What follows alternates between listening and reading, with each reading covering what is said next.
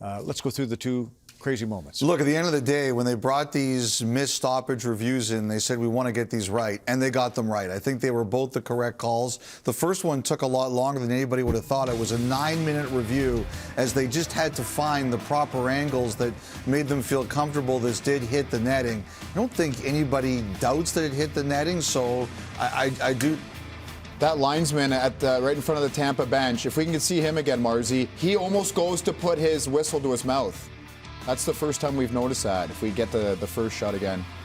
Look at Kucherov's face on the explanation, by the way. But my point, not to be hard on anybody, but if these are called by the linesman, you know, it saves us a little bit of time. But agree, Elliot, like, they have to get the call right. But the linesman, he sees it, Huberdeau sees it, and then Palat also sees it.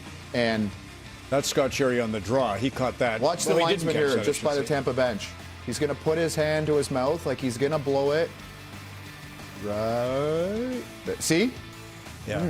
You're welcome. But you know, he's perhaps reacting to Huberdeau as much as anything, but still. He wasn't sure, and that's why, you know, that's why the replay's there at the end, is to make sure. If you're not sure, they say don't make the call, and the replay ultimately gets the call. Now, the second one, it was a missed hand pass. Now, we should just go through what this means. It should be a penalty. But once the penalty is missed, they can't review it to call a penalty. So it was proper for Tampa not to be given the penalty there, Cirelli.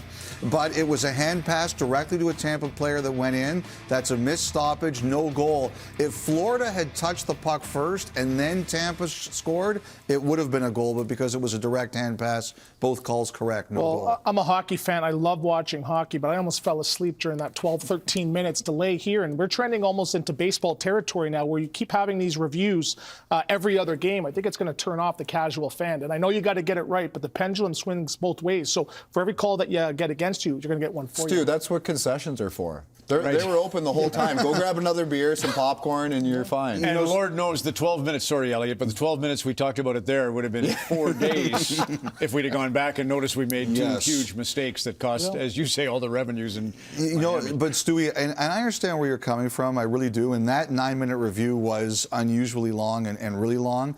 But I just remember, Ron, we were working those nights, and this start came on from Eric Carlson, St. Louis, San Jose.